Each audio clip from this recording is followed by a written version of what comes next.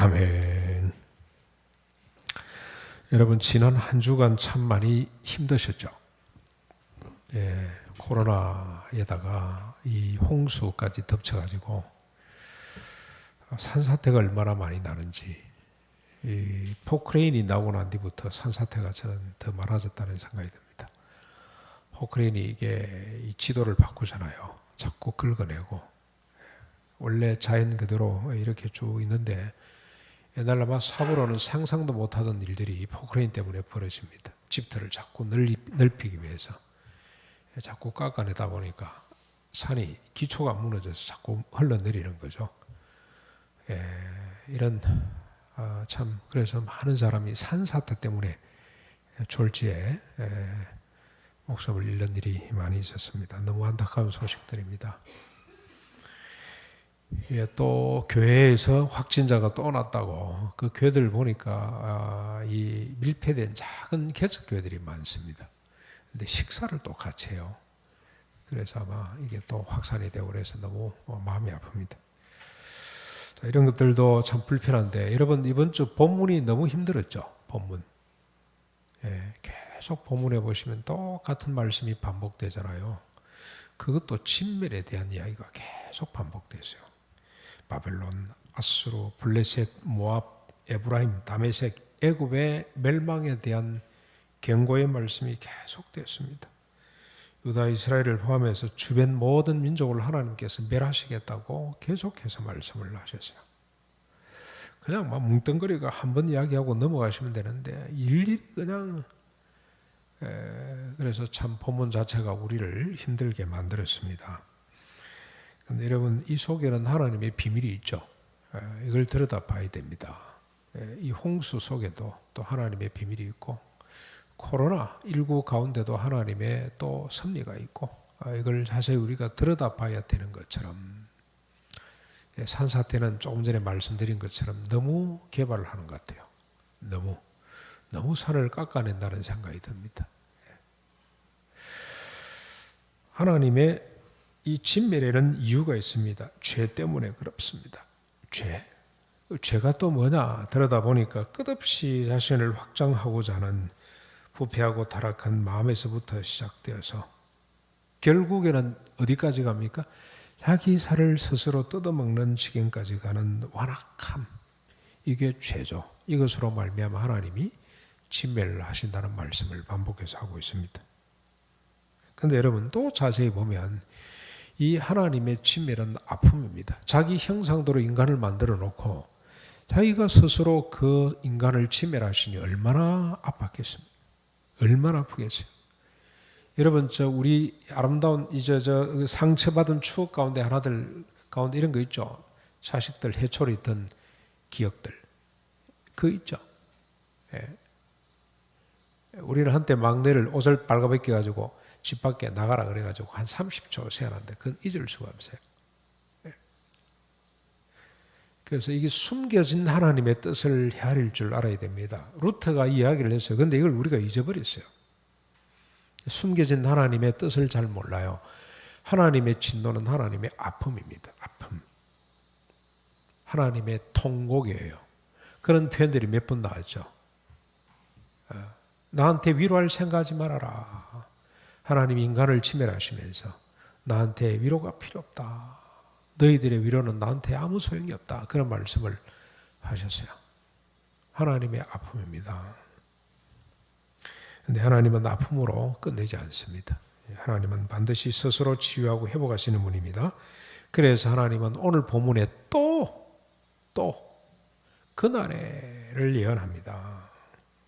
그 종 이사야를 통해서 그날에 복이 있을 것이라고 하나님이 오늘 또 말씀하세요. 그날에 임할 복이 무엇이며 어떻게 임하는지를 살피면서 오늘 아침 우리 은혜를 받고자 합니다. 하나님이 선포하신 이 복은 그 뿌리가 아브라함에게 언약하신 복에 맞닿아 있습니다. 그리고 이 복은 오늘 우리가 누려야 될, 우리가 생각하고 사모하고 누려야 될 복에 연결되어 있어야 돼요. 하나님이 말씀하는 복하고 우리가 생각하는 복하고 따로 놀면 안 됩니다. 하나님이 말씀한 복하고 아브라함에게 은혜하신 복하고 이렇게 서로 연결이 안 되면, 맥이 닿지 않으면 안 됩니다. 부도를 내신 거죠, 하나님이. 맞닿아져 있고 맞닿아져 있어야 합니다. 자, 그날의 복이 무엇인지를 먼저 한번 살펴보실까요? 23절 우리 집사님이 잘 읽으셨는데 우리 같이 한 목소리로 읽겠습니다. 오늘은 PPT 준비를 안 했습니다. 그냥 본문을 바로 읽어가면 좋겠다는 생각이 들었어요. 우리 인터넷으로 참여하시는 분들도 다 큰 소리로 읽겠습니다. 시작. 그날에 애굽에서 아수르로 통하는 대로가 있어 아수르 사람이 애굽으로 가겠고 애굽 사람은 아수르로 갈 것이며 애굽 사람이 아수르 사람과 함께 경배하리라. 무슨 말입니까? 그날에 애굽과 아수르의 대로가 하나 생겨요. 서울과 평양에 고속도로가 생기는 것처럼 큰 도로가 하나 만들어집니다. 그 대로로 사람들이 서로 왕래합니다. 애굽 사람이 아수르로 가고 아수르 사람이 애굽으로 가고 서로 왔다 갔다 왕래가 이루어집니다. 그리고 함께 하나님을 경배하게 됩니다. 그날에 이루어질 일입니다. 하나님이 그날에 부어주실 복입니다. 24절 넘어가서 보겠습니다. 같이 읽겠습니다. 시작. 그날에 이스라엘이 애굽 및 아수르와 더불어 셋이 세계 중에 복이 되리라. 애굽과 아수르뿐만이 아니고 이번에는 이스라엘도 등장합니다. 그날에 이스라엘과 애굽과 아수르가 함께 뭐가 됩니까? 서로 왕래할 뿐만이 아니고 세계 중에 복이 된다는 겁니다. 열국의 복을 끼치게 될 것이다. 아브라함에게 약속하신 복이 뭡니까? 그 후손으로 말미암아 열국이 복을 받게 될 것이라는 거하고 맞닿아 있죠. 그런데 하나님이 어떻게 복을 베푸십니까? 아수르, 애굽, 그 다음에 이스라엘까지 동원해서 열국을 복되게 한다고 말씀하고 있습니다. 25절 우리 마저 다 읽겠습니다. 시작. 이는 만군의 여호와께서 복 주시며 이르시되 내 백성 애굽이여 내 손으로 지은 아수르여 나의 기업 이스라엘이여 복이 있을지어다 하실 것임이라. 먼저 애굽이 여호와의 백성이 됩니다. 아수르가 여호와의 손으로 지은 것이 됩니다. 이스라엘이 여호와의 기업이 됩니다. 그래서 애굽과 아수르, 이스라엘이 하나님 안에서 한 자식이 되고 형제 자매가 됩니다. 이 세 절을 연결해 보면 이렇습니다. 애굽, 이스라엘 그리고 아수르가 하나님 안에서 한 형제가 되고 서로 왕래하면서 함께 하나님을 경배함으로 열국 가운데 복의 근원이 된다 이 말입니다. 이것이 그날 하나님이 허락하시는 복입니다. 이것이 아브라함에게 약속하셨고 우리를 통해 성취하시는 바로 그 복입니다. 여러분 좀 실망하셨습니까? 무슨 복 이런 복이 있다 있노?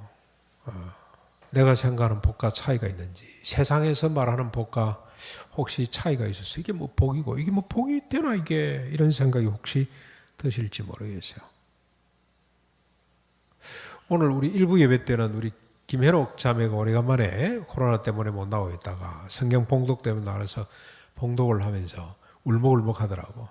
그래서 우리 김혜록 자매가 이 비밀을 깨닫고 감동을 받았구나 생각을 했는데 알고 봤더니 그게 아니고 오래간만에 교회 와서 성경 봉독을 하니 너무 은혜스러워가지고, 그러나 하나님께 감사할 일이죠. 이게 복이 맞습니까?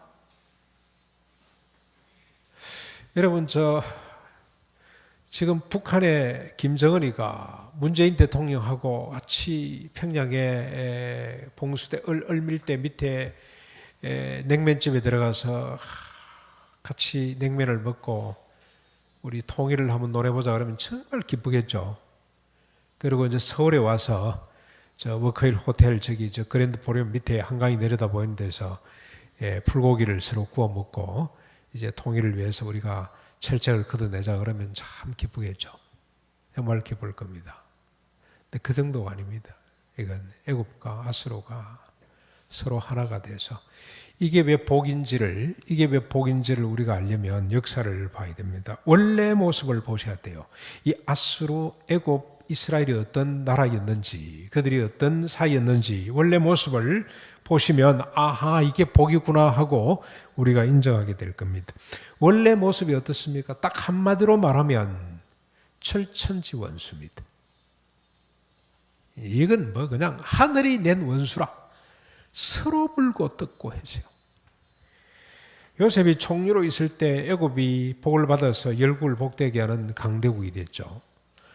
그래서 굶고 있는 자기 부모 형제를 요셉이 다 이주를 시켰습니다. 그때 애굽은 이 이스라엘을 환대했습니다. 왕이 직접 나서서 네 어디에 정착하고 싶노? 땅도 줄게, 뭐 재산도 집도 줄겠다 그랬습니다. 그런데 요셉이 죽고 나자 요셉을 잊어버린 사람들이 이스라엘 백성들을 어떻게 했습니까? 자기 종으로 삼고 400년 동안 억압하고 착취했어요. 개체수가 늘어나니까 이 이스라엘 백성들이 자꾸 숫자가 늘어나니까 위협을 느낀 바로가 남자아이를 낳으면 무조건 죽이라고 명령을 했습니다. 그렇게 법을 만들었어요. 그리고 출애굽을 하고 난 뒤에도 계속해서 이 애굽이 힘이 있을 때마다 북진 정책을 내세워서 이스라엘을 괴롭혔습니다. 아수르는 어떻습니까? 아수르는 북쪽 이스라엘을 삽겼죠. 주전 722년에. 그리고 아수르 사내립 때 유다 성읍들을 쳤습니다.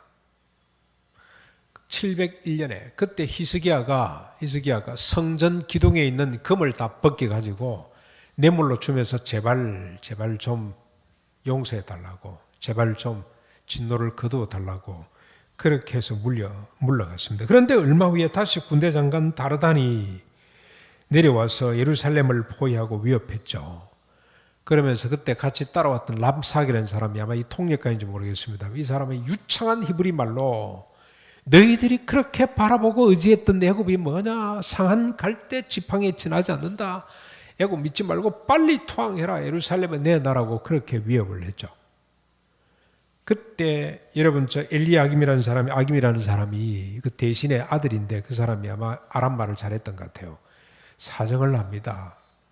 랍삭이요, 제발 히브리 말로 하지 말고 아람말로 해라. 내가 다 알아들으니 제발 히브리 말로 해서 우리 백성들의 간담을 녹이지 말고 제발 아람말로 했다오라고 애원을 해야 될 정도로 아수르가 이스라엘을 괴롭혔습니다. 유다를 괴롭혔어요.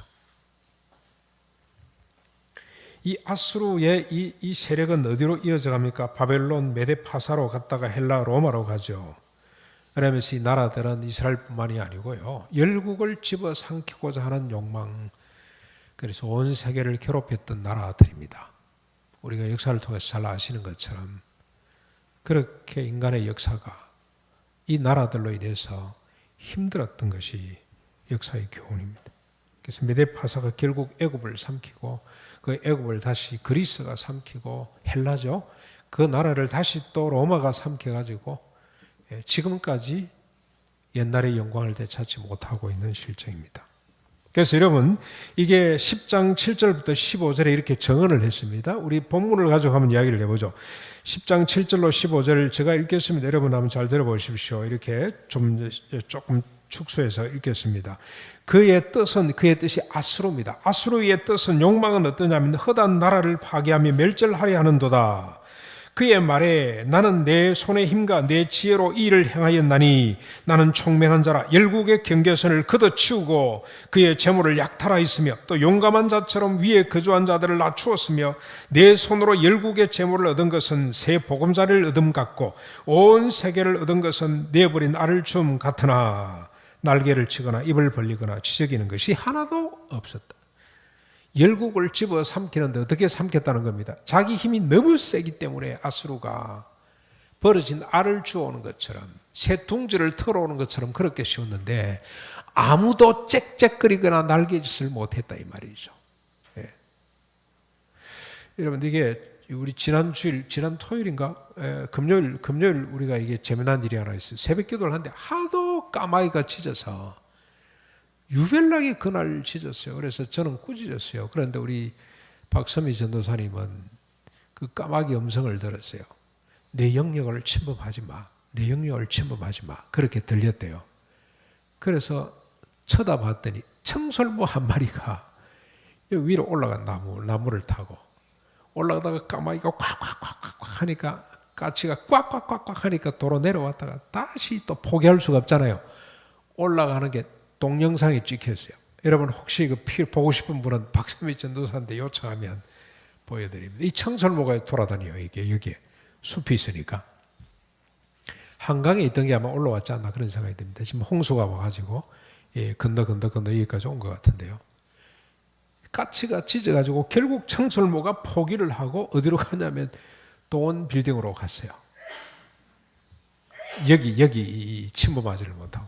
그런데 아수르가 나라를 집어삼킬 때는 아무도 부러치질 사람이 없어요. 거부할 사람이 없을 정도로 강력한 힘으로 열국을 삼키겠다는 겁니다.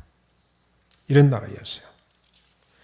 14장 13절로 17절에 보면 바벨론에 대한 이야기가 나옵니다. 13절에 내가 내 마음에 이르기를, 바벨론이 자기 자신에게 이르기를, 내가 하늘에 올라 하나님의 묵별 위에 내 자리를 높이리라. 내가 북극 지폐의 산 위에 앉으리라. 가장 높은 구름에 올라가 지극히 높은 이와 같아지리라 하는도다. 너를 보는 네가 주목하여 너를 자세히 살펴보며 말하기를, 이 사람이 땅을 진동시키며 열국을 놀라게 하며 세계를 황무하게 하며 성읍을 파괴하며 그에게 사로잡힌 자들을 집으로 놓아 보내지 아니하는 자들이 아니더냐라고 말하게 된다는 겁니다. 이 바벨론의 모습입니다. 하나님만큼 높아져서 열국을 자기 수하에 두고 자기 확장이죠. 포로로 잡고 집에 돌려보내지 않는 바로처럼. 이게 바벨론의 모습입니다. 이스라엘은 다윗과 솔로몬 집권 초기를 제하고는 계속해서 애굽, 아수르, 바벨론, 메데, 파사, 헬라, 로마의 속국으로 살았습니다. 이쪽 저쪽 눈치 보느라 수만 번 제대로 쉬어보지 못한 채 그렇게 살았습니다. 만약에 애굽과 아수르가 없었더라면 이스라엘은 달라졌을까요? 먹고 먹히는 이 고통이 외부로만 작동해 올까요? 아닙니다. 이스라엘 자체를 한번 보십시오. 남북으로 쪼개져서 서로 먹고 먹히는 세월을 보냈습니다. 에브라임은 므낫세를 자기들끼리 또 므낫세는 에브라임을 삼키고 둘이가 서로 하나 돼서 유다를 삼키려고 하는 이런 끔찍한 짓을 자행했습니다. 그것도 모자라서 이스라엘은 이스라엘대로 유다는 유다대로 자기 자국의 백성을 잡아먹는 이런 망측스러운 일을 벌였던 것이 이스라엘이에요. 유다 민족이었어요. 그래서 10장 1절 2절에 이렇게 밝혀놓고 있죠. 불의한 법령을 만들며 불의한 말을 기록하며 가난한 자를 불공평하게 판결하며 가난한 내 백성의 권리를 박탈하며 과부에게 토색하고 고아의 것을 약탈하는 자는 화 있을진저. 이게 바로 이스라엘의 모습이에요. 남쪽 유다의 모습이었습니다. 그리고 또 여러분 애굽은 애굽대로 한번 보십시오. 19장 13절에 나옵니다만 소한의 방백들은 어리석었고, 이 소한은 델타 지역이죠. 삼각주, 나일강 삼각주, 고대 도시들의 그 수도입니다. 수도들. 고대 왕조들의 수도들이죠. 노 땅도 마찬가지입니다. 멤피스죠. 그 방백들은 미혹되었도다. 그들은 애굽 종족들의 모퉁이 돌이금만 애굽을 그릇가게 했다. 술이 취해서 토하면서 비틀거리면서 가는 것처럼 그 백성들을 잘못된 길로 인도하고 말았다. 원래는 어떤 사람들입니까? 이 수도에 있는 사람들이 모퉁이 돌이 돼서 애굽을 복되게 하고 전 세계를 복되게 될 사람들이 잘못 갔다는 거죠. 그 백성들을 스스로 잡아먹는 끔찍한 만행을 자행했다고 그렇게 말씀하고 있습니다. 새 나라, 내 나라가 있다는 것 자체가 투쟁이고 고통이었어요. 개인이나 국가가 존재한다는 것 자체가 분열이고 재앙이었습니다. 그게 역사가 우리에게 보여주는 교훈입니다. 지루하게 다룬 것 같습니다만 이 사실을 깨닫도록, 이 사실을 감지하도록 하기 위해서 주님이 계속 말씀을 하신 거죠. 근본 뿌리는 뭡니까? 앞에서 우리가 보았듯이 자기 사랑이죠. 자기 확장. 하나님만큼 높아져서 온 열국을 자기 수하에 두고 산의 진미를 먹고 영원 불멸하고 싶은 자기 욕망, 자기 사랑, 이것이 근본 뿌리 그 자체가 슬픔이며 저주였다는 사실을 우리가 압니다. 그런데 어떻습니까? 이런 백성과 나라가 서로 하나가 되어서 왕래하고 함께 여호와를 경배하게 되었으니 복종의 복이 아닐 수가 없어요. 그것도 이 세 나라가 함께 세계중에 복이 된다고 하니 영광스럽기까지 합니다. 여러분 한번 생각해 보십시오. 자식들이 하나가 되어서 서로 돕고 함께 둘러앉아 하나님을 예배하는 모습보다 부모에게나 자식들에게나 더 영광스럽고 복된 일이 있겠습니까? 만약에 서로 원수가 되어서 으르렁거린다면 무슨 낙이 있을까요? 그들이 가지고 있는 것 있다는 것이 무슨 의미가 있고 소용이 있겠습니까? 그들이 갖고 있는 재산이, 그들이 갖고 있는 학벌이, 실력이, 사회적 신분, 계급이 무슨 소용이 있겠어요? 재산 더, 유산 더 많이 찾아겠다고 싸움박질하고 있으면 고통이죠. 이런 자식들을 두고 부모들이 눈을 제대로 감을 수가 있을까요? 근데 여러분 참 우리 교회는 너무 감사하게도 세상에 이런 일이 비일비재하죠. 그런데 우리 교회는 감사하게도 최근에도 그런 일이 있었어요. 형님 나는 조금 있으니 형님이 다 가지세요.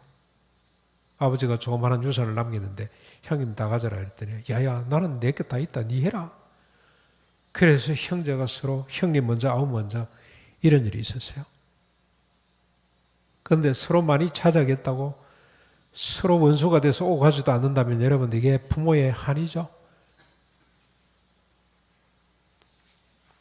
서로 하나가 되어 하나님을 섬기며 이웃을 복되게 하는 것이 한 복입니다. 이것이야말로 아브라함에게 언약하시고 우리가 알고 누리는 바로 그 복입니다. 하나님이 약속하시고 하나님이 이루시는 복 그 자체입니다.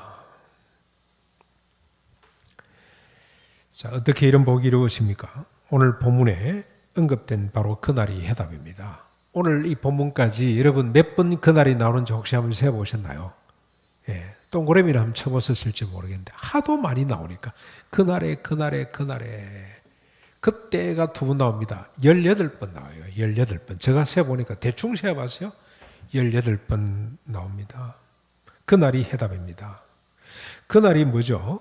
그날 우리 이미 이제 다 알죠. 이날은 설명을 안 해도 되죠. 예수 그리스도가 메시아로 오셔서 십자가 지시고 부활하신 날 바로 그날입니다. 예수 그리스도 십자가 부활이 애굽으로 하여금 하나님의 백성이 되게 했습니다. 예수 그리스도의 십자가 부활이 아수르로 하여금 하나님의 손으로 지은 것이 되게 했습니다. 예수 그리스도 십자가 부활이 이스라엘로 하여금 하나님의 거룩한 자가 기업이 되도록 하셨습니다. 예수 그리스도 십자가 부활이 이들로 하여금 서로 하나가 되어 하나님을 예배하고 열국을 복되게 하는 민족, 국가들이 되도록 했습니다. 그래서 이사야는 이렇게 증언을 했습니다. 이사야의 증언을 한번 들어보시죠. 19장 오늘 보면 바로 위에 있는 단락입니다. 19절부터 21절까지 우리 요거 같이 한번 읽어보실까요? 여러분 같이 읽겠습니다. 19절로 21절입니다. 시작. 그날에 애굽 땅 중앙에는 여호와를 위하여 제단이 있겠고 그 변경에는 여호와를 위하여 기둥이 있을 것이요 이것이 애굽 땅에서 만군의 여호와를 위하여 칭조와 증거가 되리니 이는 그들이 그 압박하는 자들로 말미암아 여호와께 부르짖겠고 여호와께서는 그들에게 한 구원자이자 보호자를 보내사 그들을 건지실 것임이라. 여호와께서 자기를 애굽에 알게 하시리니 그날에 애굽이 여호와를 알고 제물과 예물을 그에게 드리고 경배할 것이요 여호와께 서원하고 그대로 행하리라. 여기 한 구원자이자 보호자는 누굽니까? 예수 그리스도를 말합니다. 그를 보내사 압제하는 자들로부터 애굽을 건져내시죠. 이 압제하는 자는 누구겠습니까? 애굽을 압제하는 자들입니다. 바벨론일까요? 메데파사, 헬라, 로마일까요? 아닙니다. 아닙니다. 주님은 예수님이 오셔서 정치적으로 이 나라들로부터 애굽을 독립 해방시키지를 않았어요. 건져주시지를 않았습니다. 뭘 말하죠? 애굽을 사로잡고 있는 이 세력은 뭡니까? 압제자들이 누굽니까? 10가지 재앙으로도 돌이킬 수 없었던 바로의 마음을 사로잡고 있었던 욕망들이죠. 욕망. 이스라엘을 종으로 삼고 부와 권력을 누리며 영원 불멸하고 싶은 이 욕망, 곧 자기 사랑이, 이게 문제였어요. 이게 애굽을 고통스럽게 만들고 있었습니다. 하나님이 메시아를 통해서 이 고통에서부터, 이 압제로부터 그 백성을 건져주시겠다고 말씀을 하고 있습니다. 이 압박자는 밖에 있지 않고 자신의 내면에 있습니다. 자신이 죽지 않고서는 벗어날 수가 없습니다. 죽음만이 이 압박자로부터 벗어날 수 있는 유일한 길입니다. 그래서 하나님은 십자가 부활을 동원하셨습니다. 하나님의 지혜죠. 십자가로 죽이시고 부활로 다시 살려내시기로 하나님이 작정을 하셨어요. 그래서 여러분, 예수님이 이 본문을, 이 하나님의 언약을, 이 하나님의 소원을 그대로 말씀을 하시잖아요. 예수님께서 십자가 부활을 처음으로 언급했죠. 제자들에게 3년 만에 내가 올라가서 죽고 3일 만에 다시 부활할 것이다. 베드로가 도무지 이해를 못해가지고 주님, 그런 일이 있으면 안 됩니다고 했다가 크게 꾸지람을 들었죠. 사탄아, 물러가라. 내 뒤로 물러가거라. 너는 지금 하나님의 일을 생각하지 않고 사람의 일을 생각하는구나. 하나님 일이 뭡니까? 주님이 십자가 지시고 부활하셔야 되죠. 그래서 뭘 하는데요? 주님이 십자가 부활이 뭘 의미하는지를 바로 24절에 밝히잖아요. 여러분 너무나 잘 아는 말씀이잖아요. 뭐라고 그럽니까? 누구든지 나를 따라오려거든 어떻게 해야 됩니까? 자기를 부인해야 돼요. 자기 부인. 자기 부인으로 끝나는 거 아닙니다. 뭐까지 해야 됩니까? 십자가를 짊어져야 돼요. 자기 부인이 뭡니까? 이스라엘을 종으로 삼고 영원토록 산의 진미를 먹고 불멸하고 싶은 욕망, 그게 자기 사랑이잖아요. 그걸 부인하는 거예요. 그걸 내버리고 대신에 십자가를 짊어지는 거죠. 뭘 짊어집니까?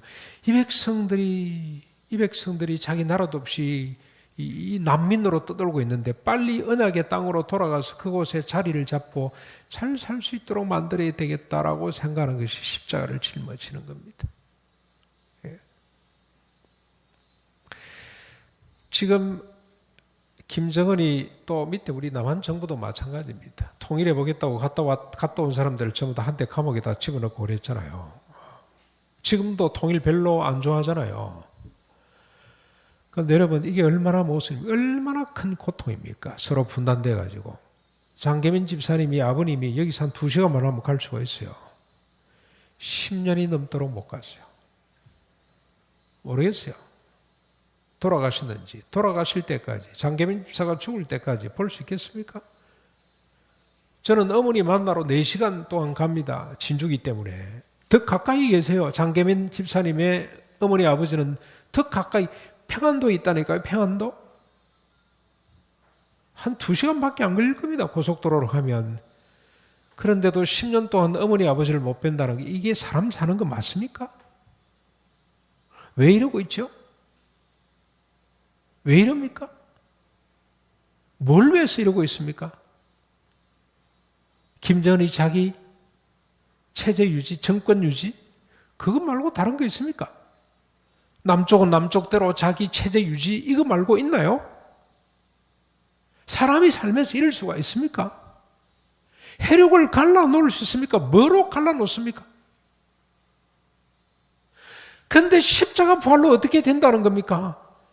김정은이가 자기를 부인하게 돼요. 자기 정권을, 자기 체제를 부인하게 되고 인류애라는 보편적인 사랑으로 돌았습니다. 십자가를 집니다. 그 십자가 빨리 만나게 돼. 무조건 만나게 해야 되겠구나.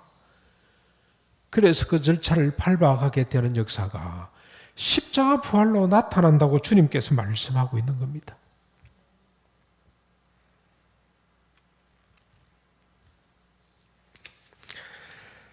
바울은 이걸 어떻게 표현을 했습니까? 우리가 고린도서 5장 14절로 15절을 다시는 자기 자신을 위해서 살지 않고 오직 그리스도를 위해서, 이웃을 위해서 사는 사람으로 근본 자체가 바뀐다. 그래서 새로운 피조물이 되는 거 아니에요.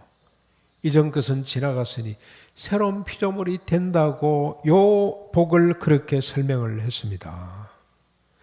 빌립보서 2장 5절로 11절까지는 너무나 잘 알죠. 자기를 비우고 낮추고 버리기까지. 자기를 비워요. 그리고 낮추고 버리기까지 하게 됩니다. 베드로, 우리가 얼마 전에 다 보았던 것들입니다. 이런 기치는, 이런 말씀은 잃어버리면 안 돼요. 우리가 성경의 핵심이죠. 그렇죠? 우리가 늘 걸어놓고 묵상해야 될 말씀입니다. 베드로는 어떻게 이야기를 합니까? 베드로 후서 1장 3절로 7절까지. 원래 우리가 어떤 사람들입니까? 정욕 때문에 세상에서 썩어질 것을 구하던 인간이 이것을 피하여 여기에서부터 건짐을 받아서 어떻게 됩니까? 신의 성품에 참여한 자가 되게 하셨습니다. 그래서 믿음의 덕에 지식에 인내에 절제에 경건에 뭐죠? 형제 우애에 맨 마지막에 뭘 더합니까? 사랑을 더해 주셨어요. 믿음에서부터 시작해서 사랑으로 기결이 됩니다. 믿음으로 우리가 하나님 말씀을 막 믿게 되죠. 알게 되죠. 지식이 생기죠. 근데 지식으로 끝나면 절대로 안 돼요. 지식으로 끝나면 7분의 1밖에 안 돼. 7분의 2. 뭘로 가야 됩니까? 인내로 가고 절제로 가고 경건으로 가야 됩니다. 경건으로 끝나면 그건 입만 무수한 겁니다. 어디로 가야 됩니까? 형제 우애로 가고 궁극적으로 아가페 사랑으로 가야 돼요. 그게 구원입니다. 나를 위해 사는 것이 아니고요. 나를 위해 사는 사랑이 형제를 위한 사랑으로 가는 것이 그게 주님이 우리에게 주시는 복입니다. 그날에 하나님이 주신 복은 자기 사랑에서 건짐을 받아 이웃 사랑으로 살게 하는 것입니다. 그날에 우리가 받은 복은 자기 사랑을 넘어 이웃 사랑으로 나아가는 것입니다. 사랑하는 성도 여러분, 지금 여러분이 생각하고 원하고 누리는 복은 어떤 것입니까? 아직도 자기 사랑의 복에 머물러 있다면 벗어버리고 함께 이웃사랑의 복으로 나아갈 수 있기를 바랍니다. 이웃사랑이 곧 주님 사랑입니다. 주님이 이렇게 말씀을 하셨어요. 그리고 이것이 우리를 부르신 주님의 소원이고 이것이 우리를 하나님의 기업으로 되게 하신 하나님의 영광의 풍성함이고 이것이 우리 가운데 행하시는 성령님의 강력한 능력이 됩니다. 이 하나님의 소원을 오늘 이번 한 주간도 우리가 가슴에 품고 누리는 복된 삶이 될 수 있기를 바랍니다. 우리 찬